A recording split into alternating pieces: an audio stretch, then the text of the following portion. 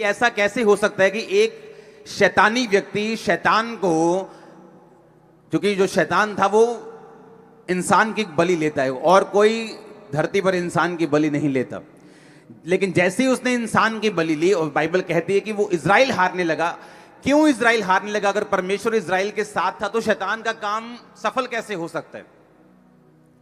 उसमें परमेश्वर हमें एक सीखने के लिए चीज बोल रहे हैं। आपका वैरी, आपका दुश्मन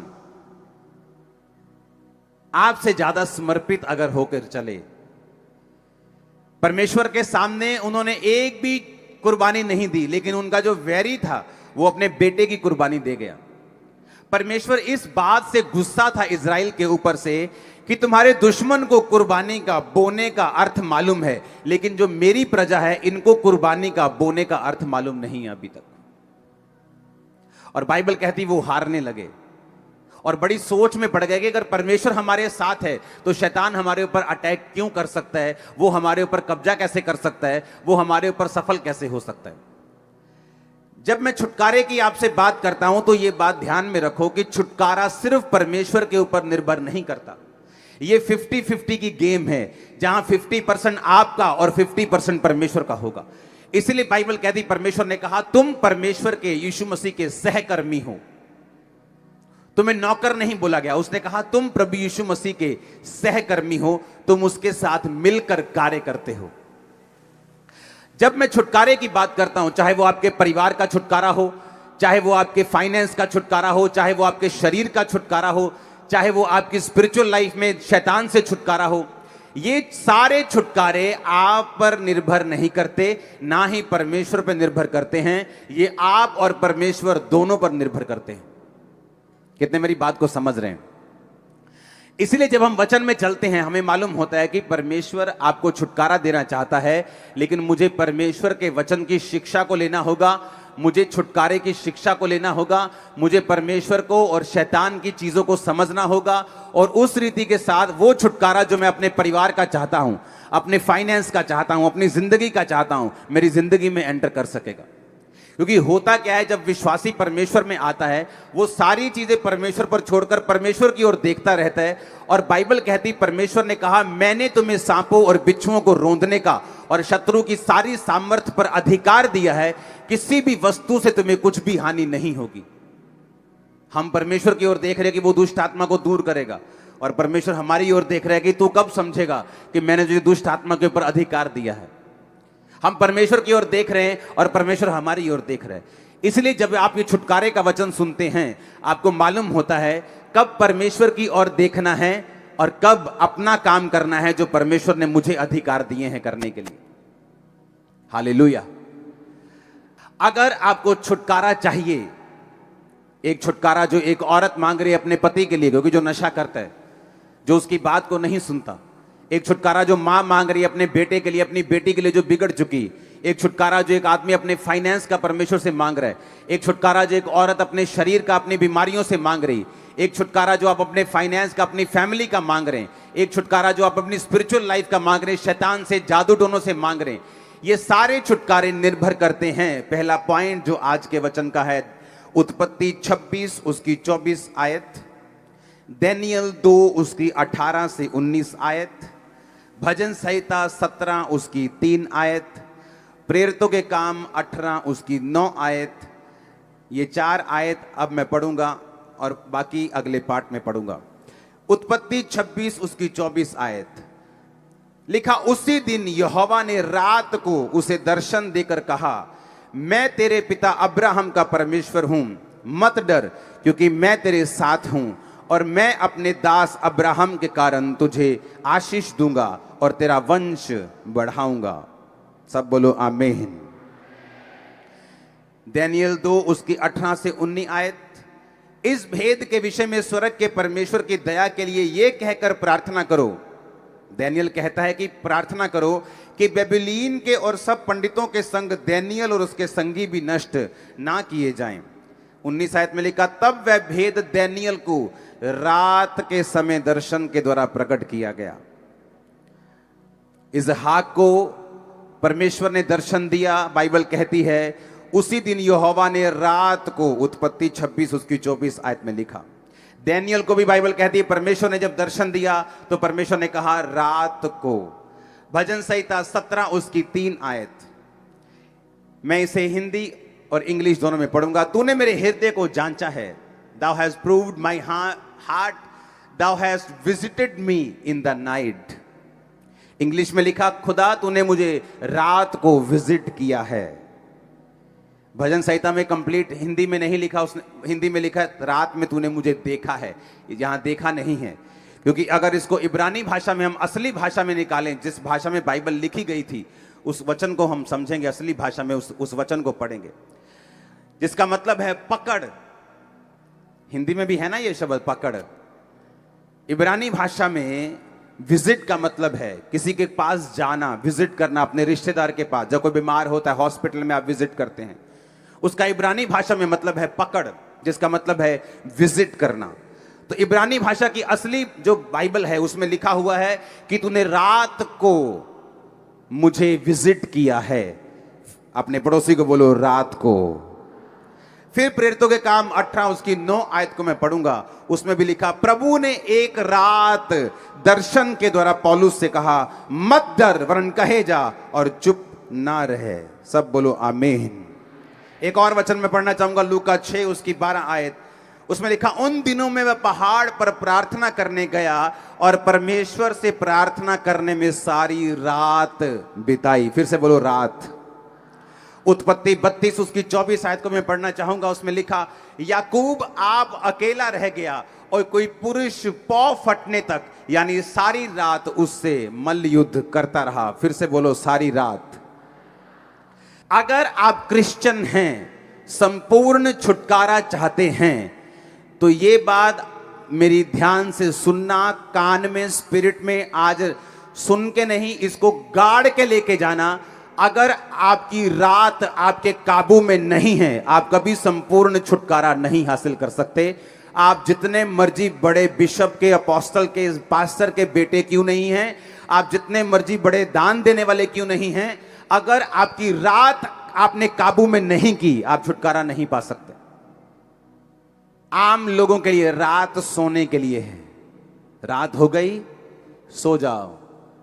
मेरे और आपके लिए रात खुदा से मिलने के लिए है। वो क्या कहता है, वो क्या चाहता है, वो क्या कहना चाहता है। रात को डर लगता है लोगों को, लगता है कि नहीं लगता? आपको मालूम बाइबल क्या कहती है? बाइबल कहती है यहोवा घोर अंधकार में रहता है। जिनको अंधेरे से डर लगता है, शैतान उनको डराता है कि मैं यहां पे हूं, लेकिन घोर अंधकार में शैतान नहीं, क्रिश्चियन लोगों के लिए परमेश्वर खड़ा है। जब रात होती है लोगों को डर लगता है क्योंकि शैतान उन्हें डराता है। क्रिश्चियन लोग नहीं डरते, क्यों? उसी रात को परमेश्वर दर्शन के द्वारा, सपने के द्वारा आपसे बात करके आपको छुड़ाने की कोशिश करता और करता है। आप मेरी बात समझना ध्यान से। दूसरे लोगों के लिए रात सोने का टाइम है, एक क्रिश्चियन के लिए रात कम्युनिकेशन करने का, दर्शन देखने का, ड्रीम देखने का, खुदा से कांटेक्ट करने का, सुपरनेचुरल जहां नेचुरल से मिले, आसमानी ईश्वरीय ताकत जब आपकी ताकत से मिले, ये वो टाइम है। इसलिए मैंने क्या कहा, अगर आपकी रात आपके काबू में नहीं है तो मैं बिना देखे, आपकी केस को बिना सुने मैं आपको बता सकता हूं कि आपकी लाइफ में अभी संपूर्ण छुटकारा नहीं है। इसलिए रात को आप ब्लू फिल्म में देखते हैं, रात को मोबाइल आपको खतरनाक तरीके से छेड़ता है, रात को आपको हर तरह के काम याद आते हैं, रात को जब नींद नहीं आनी चाहिए जिस टाइम आपको, तब भी आती। लेकिन अगर आप टीवी देखने जाएं फिर नींद नहीं आती, लेकिन अगर आप बाइबल पढ़ने लगे आपको नींद आने लगती है। आप मोबाइल पे चले जाए 2 घंटे आप देखते रहते किसने क्या कमेंट किया, लेकिन अगर आप वही 2 घंटे में प्रेयर करने लग जाएं आपको नींद आने लगती है। आपको मालूम होना चाहिए कि शैतान कहीं ना कहीं आपके छुटकारे को रोकने की कोशिश कर रहे हैं। रात, उत्पत्ति 26-24 फिर से पढ़ो। उसी दिन यहोवा ने इसहाक को रात में, बोलो कहां पर, वो रात में उसके दर्शन में आया, रात को उसके सपने में आया।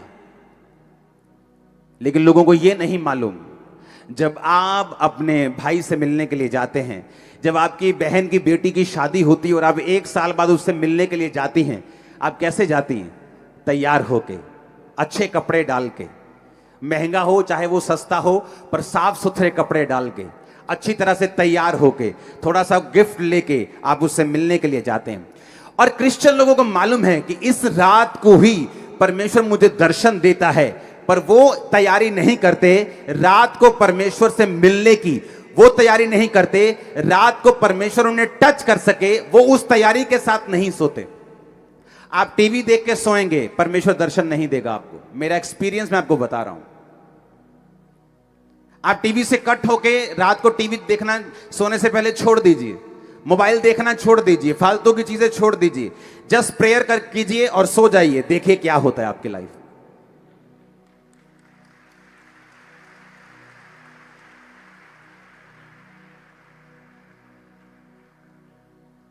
जब मैं इंडिया से बाहर था 21 दिनों के लिए, और रोज प्रेयर में, कोई व्हाट्सएप नहीं था तब, फोन पे इंटरनेट नहीं था, फोन सिंपल वाले होते थे, छोटा सा कैमरा होता था फोन में, कभी फोटो खींचने वाला, तब की बात मैं कर रहा हूं। तब इतने बड़े बड़े स्मार्टफोन नहीं थे, और ना ही लोगों को मालूम होता कि स्मार्टफोन क्या। बस फोन होते थे अच्छे नोकिया के कैमरे वाले।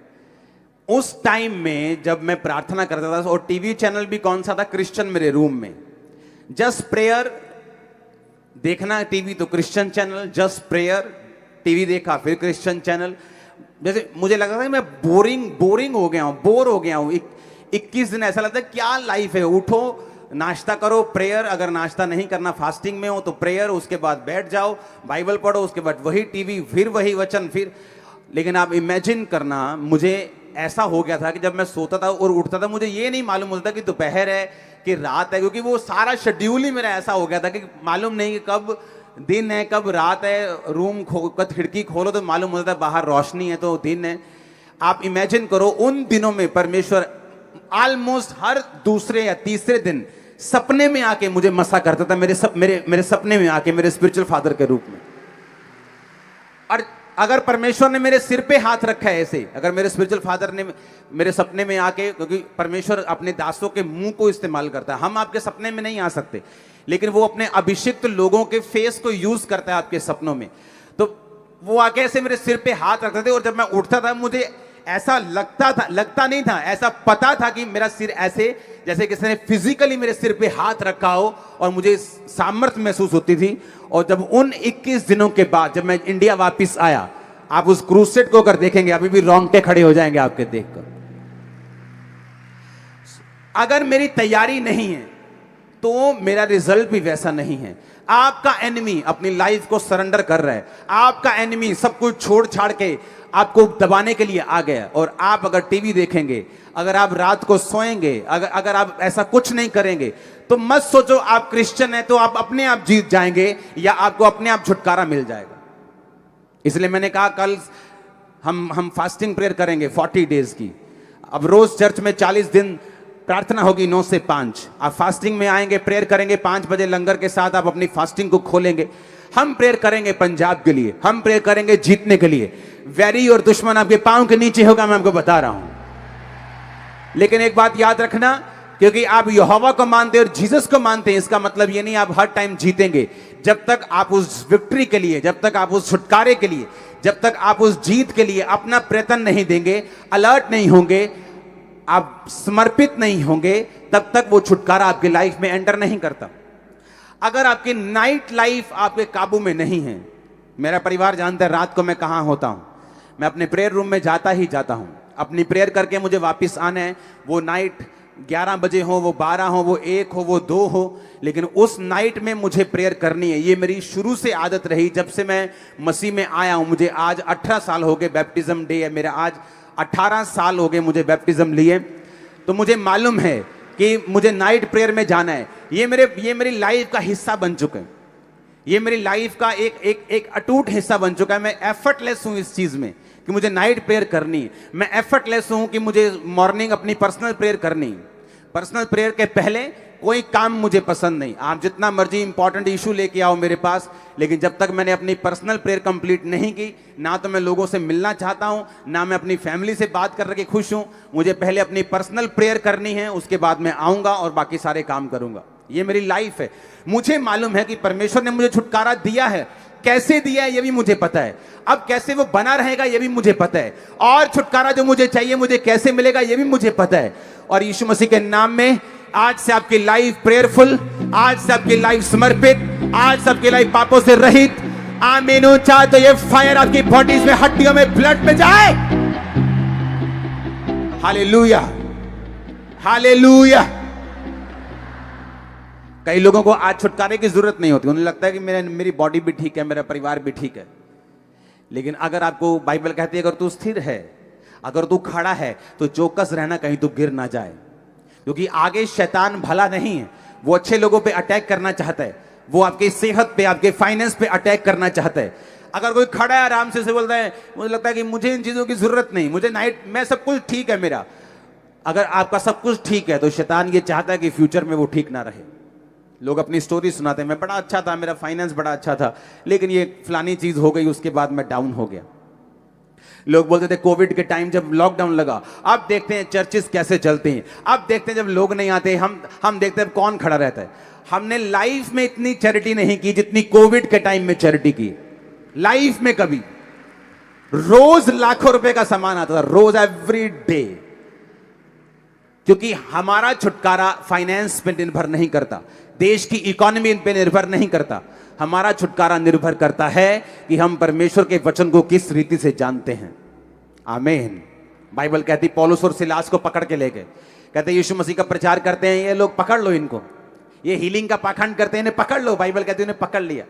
बाइबल कहती आधी रात में, आधी रात, मिडनाइट का मतलब 12 बजे, 11-12 बजे पौलुस और सिलास उठे और जोर जोर से वर्शिप करने लगे। और उनके पांव जो थे वो लकड़ी में कील के साथ ठोके हुए थे, और वो वर्शिप कर रहे थे। और कैदी देख रहे थे और सुन रहे थे। कैदी सोच रहे थे शायद इनको मार ज्यादा पड़ गई है, थोड़े मेंटल असर हो गया इन पे, थोड़ा अटैक हो गया ना दिमाग पे, तो शायद थोड़ा घबरा गए ये लोग। और बाइबल कहती आधी रात जब वो आराधना कर रहे थे, उस जेल की नींव हिली, स्वर्गदूत आए, बंधन खुले, परमेश्वर ने उसी रात उन्हें आजाद कर दिया। आप क्रिश्चियन हैं, मेक श्योर आपको नाइट की वैल्यू मालूम हो। हालेलुया। मेक श्योर मैंने कहा आपकी नाइट की वैल्यू मालूम हो। आमीन। क्योंकि दूसरे लोगों के लिए नाइट का मतलब है मस्ती, नाइट का मतलब है सोना, नाइट का मतलब है अपने शरीर को आराम देना, लेकिन हमारे लिए वो मकसद अलग है। नाइट का मतलब है खुदा के साथ कम्युनिकेट करना, उसके साथ बात करना, उसके दर्शनों को लेना, उसकी आवाज को सुनना, स्ट्रेटेजी को लेना जो परमेश्वर ने आपके लिए रखी हुई है, और उसकी बरकत को लेना। कब सुलेमान ने बुद्धि पाई बताओ मेरे को? हां, रात को। असली रात को के सपने में? सपने में उसने कुर्बानियां चढ़ाई इतनी कि परमेश्वर खुश हो गया। परमेश्वर रात को आए, बोले सुलेमान क्या चाहिए? सपने में बात कर रहा है परमेश्वर से। सपने में आदमी बात कैसे कर सकता है? मेरे को ये बात बताओ। परमेश्वर अगर सपने में आके आपसे पूछे तो आप बात कैसे कर सकते हैं? अगर आप सोने से पहले तैयारी करें तो आप सपने में बात कर सकते हैं, लेकिन सोने से पहले तो लड़कियां याद करके तुम सोते हो कि किसको टक्कर मारी आज, किसको नहीं मारी, किसको देखा है, किसको नहीं देखा, किसके साथ चैटिंग की है, किसके साथ रह गई है, किसने आंख में टक्का किया, किसने नहीं किया। तो सपने में परमेश्वर बात क्या करेगा तुमसे? सपने में परमेश्वर बात करेगा अगर तुम रेडी हो। सुलेमान रेडी होकर सोया कि मैं इतनी बड़ी प्रजा का न्याय कैसे करूंगा, लाखों लोग हैं मेरे सामने, मुझसे उम्र में ज्यादा हैं, मैं इन लोगों के साथ बात कैसे करूंगा? हे परमेश्वर दया कर, दया कर, दया कर, दया कर, दया कर कर कर, कर सो गया वो। आप प्रेयर में सोएंगे, आप फास्टिंग में सोएंगे, आप मेडिटेशन में सोएंगे, आप यीशु मसीह के लहू को याद करते करते सोएंगे, जिंदगियां बदल देगा वो आपके परिवारों की। लेकिन अगर हमारा सोना सही नहीं है, क्योंकि आपके शरीर को रेस्ट की जरूरत है। लेकिन आज जो विषय मैं आपसे बात कर रहा हूं, मैं कह रहा हूं क्या आप तैयार हैं रात को? सुनो मेरी बात, दानियल 2 उसकी 19 आयत, वे भेद दानियल को रात के समय, फिर से बोलो रात के समय। भजन संहिता 17 उसकी 3 आयत, Thou hast proved my heart, तूने मेरे हृदय को जांचा है। Thou hast visited me, तूने रात को मुझे कहा क्या किया है? विजिट किया है। कब किया है? रात को। हिंदी में लिखा तूने मुझे देखा है। हम इंग्लिश बोलते हिंदी दोनों छोड़ दो, इब्रानी भाषा में लिखा तूने रात को मुझे पकड़ यानी देखा है, विजिट किया है। इब्रानी भाषा में लिखा तूने रात को मुझे विजिट किया है। प्रेरितों के काम 18-19, परमेश्वर ने एक रात दर्शन में, एक रात, पौलुस से भी परमेश्वर रात को बात कर रहा है। लूका 6:12 यीशु मसीह बाइबल कहते हैं कि प्रार्थना करने के लिए पहाड़ पर गए और सारी रात प्रार्थना की। मत्ती 32 उसकी 24 आयत, याकूब अकेला रह गया और सारी रात प्रार्थना की और मल्ल युद्ध किया यानी प्रार्थना की। अब मुझे यह बात समझनी है कि नाइट नॉन क्रिश्चियंस के लिए अलग हो सकती है, पर फॉर क्रिश्चियन नाइट का मतलब है एक ऐसा टाइम जब आप अपने कर्ता से, आप अपने बनाने वाले से, आप अपने प्रेम करने वाले से, आपके लिए जिसने कुर्बानी दी, जो आपका परमेश्वर है, आप उससे बात कर सकते हैं उस रात को। कम्युनिकेशन पॉइंट है, वो कम्युनिकेशन टाइम है, वो रात, वो समय है जब सुपरनैचुरल नेचुरल से मिलता है, जब ईश्वरीय शक्ति आपकी बॉडी के ऊपर उतरती है। आपको मालूम होता है, मैंने ऐसे गवाहियां देखी, संडे चर्च में आते, थर्सडे चर्च में आते हैं, प्रार्थना रिसीव किया, आमीन कहा, और रात को जब अपने घर में गए सपना आया कि आप मेरे सपने में आया, आपने ले हैंड, मैंने थोड़ी ले हैंड किया सपने, मैं तो अपने घर में हूं, वो स्वर्गदूत है, मेरे सपने में ले हैंड किया। और जब मैं सुबह उठा, जब मैं सुबह उठी, मैं प्रेग्नेंट थी, मैं पेट से हील था, मैं ब्रेन में हील था। ये क्या था? ये कम्युनिकेशन था रात के समय जो परमेश्वर ने आपके साथ किया। मेक श्योर कि नाइट लाइफ आपकी बेस्ट हो। लोग नाइट बोलते हैं, गोवा चलते हैं, वहां नाइट लाइफ अच्छी है, वहां डिस्को जाएंगे, वहां डांस करेंगे, बार में जाएंगे। आपकी नाइट लाइफ कैसी है? नाइट में आपको प्रेयर करनी है। एक समय रखना है जब रात में आप प्रार्थना करने के लिए 1 घंटा चाहे जरूर उठें। एक समय रखना है कि प्रार्थना जब आपको सोने के लिए जाना है तो उससे कुछ देर पहले आप टीवी मोबाइल से दूर होकर आप प्रेयर करें फैमिली के साथ। उसके बाद आप जाएं। मैं आपको बता रहा हूं, चंद दिनों में ही आपकी लाइफ चेंज होना, मोड़ लेना, छुटकारे में एंटर करना शुरू कर देगी। हालेलुया। एक बार ऊंची आवाज में हालेलुया। बाहर जाना चाहिए कैमरा गेट के, ऊंची आवाज में हालेलुया। आमीन, आमीन। मेक श्योर आप रात को सोने से पहले आपकी गतिविधियां क्या हैं, आप क्या करते हैं सोने से पहले? आप गप्पे मार के सोते हैं। मैंने ऐसे क्रिश्चियन लोग देखे हैं 40 साल से क्रिश्चियन, लेकिन रात को उनका टीवी बंद नहीं होता। 6 घंटे 5 घंटे लगातार वो टीवी देखते हैं। ऐसा नहीं कि 1 2 3 4 साल में कुछ हो जाएगा, लेकिन जब एक टाइम आता जब आपकी बॉडी इतनी कमजोर होती, कई बार लोग क्या करते हैं, खाना अच्छा नहीं खाते, डाइट अच्छी नहीं लेते, बोलते नहीं नहीं नहीं सब ठीक है, मैं कौन सा बीमार हूं। धीरे धीरे बॉडी जब कमजोर होती, जस्ट कोविड आया चढ़ गए, जस्ट मलेरिया आया, ओ एकदम से फलाने चीज डाउन हो गई, जस्ट कुछ अटैक हुआ, खत्म। क्योंकि बॉडी की इम्यूनिटी आपने लो करके रखी है, आपने ध्यान नहीं दिया। आप बोलते हो मैं ठीक हूं, वो ठीक है, कोई बात नहीं, लेकिन जब अटैक होता है तब मालूम होता है आपकी बॉडी में कितनी इम्यूनिटी है। उसी तरह से स्पिरिचुअल लाइफ है। आपकी लाइफ में कोई फर्क नहीं पड़ता, आप चलते जाते, लेकिन जब डेविल अटैक करता है, पता वो बंदा किथे गया, पता नहीं किथे चला गया जी, चढ़ गया जी, वो तो उड़ गया जी, होते वो तो दारू पींदा जी, हूं तो नशे करता है। क्योंकि इम्यूनिटी को बना के नहीं रखा आपने, सिस्टम बना के नहीं रखा आपने। स्पिरिचुअल इम्यूनिटी इतनी लो कर ली कि जब शैतान ने अटैक किया आप उसको सरवाइव नहीं कर सके।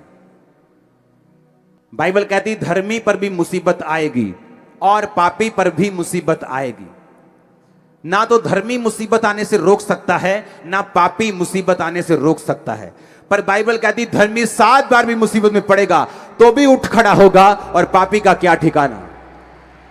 आप फिर से खड़े हो जाएंगे, फिर से स्ट्रांग हो जाएंगे, फिर से गवाही देने योग्य हो जाएंगे। लेकिन पापी उन दिनों में आपको मिलेगा नहीं। ये आपने डिसाइड करना है। ये मेरा फैसला सी, मैं अपने जीवन दे विच की करना, ये तुहाडा फैसला तुसी की करना। प्रेयर करनी है रात नूं कि नहीं करनी, सोने तो पहला की करना है की नहीं करना, ये तुहाडा फैसला है, ये आपका फैसला, मेरा फैसला नहीं। मैंने अपनी लाइफ का फैसला करना है, आपने अपनी लाइफ का फैसला करना है। आमीन। इसलिए मैंने कहा छुटकारा मांगते सब हैं, पाते कम हैं। दौड़ते सब हैं, लेकिन गोल्ड मेडल वही लेके जाता है जिसने दिन रात एक किया हो, जिसने अपनी जीभ को काबू में रखा हो, जिसने सेक्रीफाइस किए हों। आज वो डॉक्टर्स जिनके पास आप जाते हैं और हजार रुपए 1-1, 2-2 मिनट मिलने की